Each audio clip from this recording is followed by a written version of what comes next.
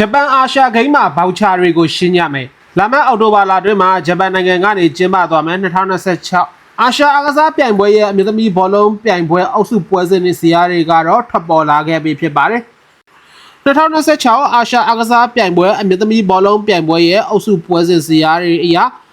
အုပ်စု A မှာ Asian Japan အသင်းတရုတ်တိုင်ပေအသင်းထိုင်းအသင်းဗီယက်နမ်အသင်းတို့ပါဝင်နေလျက်ရှိပြီးတော့အုပ်စု B မှာတောင်ကိုရီးယားအသင်းမြောက်ကိုရီးယားအသင်းဘင်္ဂလားဒေ့ရှ်အသင်းနဲ့မြန်မာအသင်းတို့ပါဝင်နေလျက်ရှိပါတယ်။အောက်စုစီမှာတော့တရုတ်အသင်းဖိလစ်ပိုင်အသင်းဥဇဘက်ကစ္စတန်အသင်းတွေကပါဝင်နေတာကိုတွေ့ရှိရပါတယ်။မြန်မာအသင်းဟာ2026အာရှအားကစားပြိုင်ပွဲအမျိုးသမီးဘောလုံးပြိုင်ပွဲရဲ့အုပ်စု B မှာအာရှထိပ်သီးအသင်းတွေဖြစ်ကြတဲ့တောင်ကိုရီးယားအသင်းမြောက်ကိုရီးယားအသင်းအပြင်တောင်အာရှအသင်းတစ်သင်းဖြစ်တဲ့ဘင်္ဂလားဒေ့ရှ်အသင်းတွေနဲ့တအုပ်စုတွေကြားရောက်နေတာကိုတွေ့ရှိရပါတယ်။မြန်မာအသင်းပါဝင်နေတဲ့အုပ်စု B ကိုသုံးသပ်ကြည့်ရမယ်ဆိုရင်တော့အုပ်စုတွင်းမှာတမိုင်းအစင်လာတွေကပြိုင်ဆိုင်မှုပြင်းထန်ခဲ့တဲ့တောင်ကိုရီးယားအသင်းနဲ့မြောက်ကိုရီးယားအသင်းတို့ရဲ့ထိပ်တိုက်တွဲဆုံမှုကလည်းပြိုင်ဆိုင်မှုပြင်းထန်စေမှာဖြစ်တယ်လို့အိန္ဒိယနိုင်ငံဖြစ်တဲ့ဘင်္ဂလားဒေ့ရှ်အသင်းနဲ့မြန်မာအသင်းတို့ရှင်ပြိုင်ကစားမဲ့အုပ်စုပွဲစဉ်တွေကလည်းပြီးခဲ့တဲ့အာရှဖလားခြေစစ်ပွဲစဉ်တုန်းကအခဲမကျေမှုတွေကိုပြန်လည်ရှင်ပြိုင်ကစားသွားရမှာဖြစ်တာကြောင့်အုပ်စု B ဟာ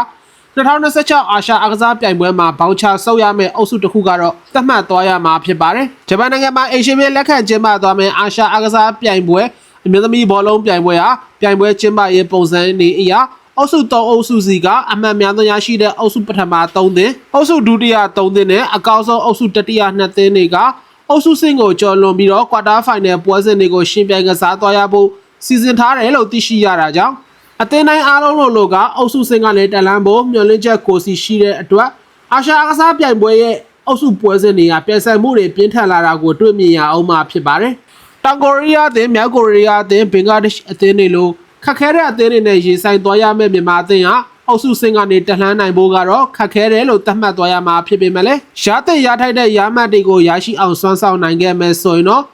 အကောင်းဆုံးအုပ်စုတတိယနေရာကနေကွာတာဖိုင်နယ်ဆင့်ကိုတက်လှမ်းနိုင်ဖို့ကတော့မျှော်လင့်ချက်ရှိနေပါသေးတယ်။